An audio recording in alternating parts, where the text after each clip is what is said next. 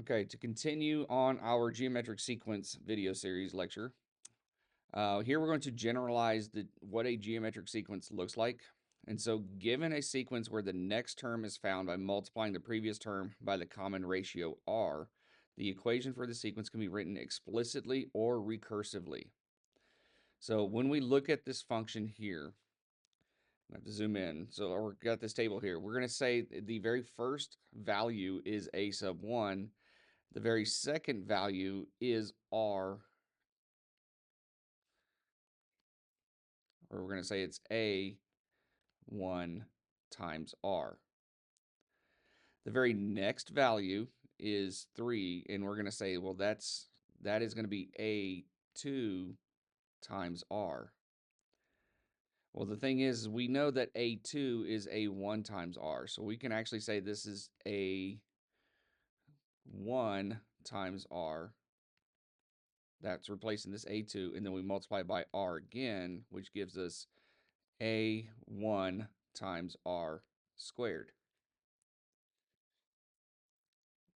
And then we have 4. 4 is a3 times r. Well, a3 is a1 times r squared.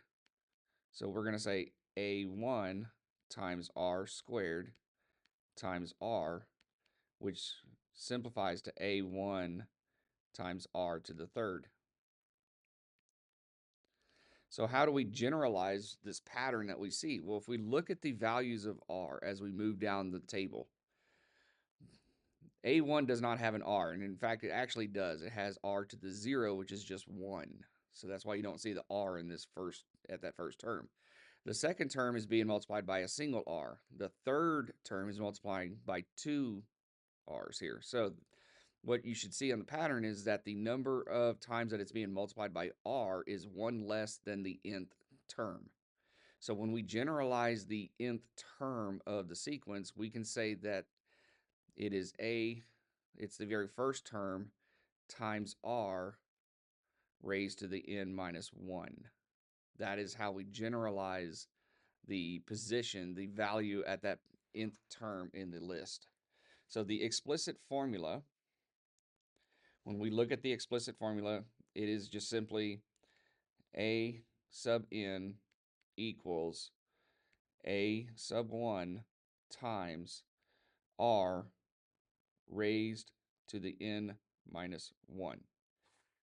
And then if we wanted to, we can take this formula and actually plug this into Desmos by making a function. So we would just call a parentheses n is equal to a sub 1 times r to the n minus 1. So it doesn't change what we do there. It's just all we're doing is just taking the a sub n and making it into a function.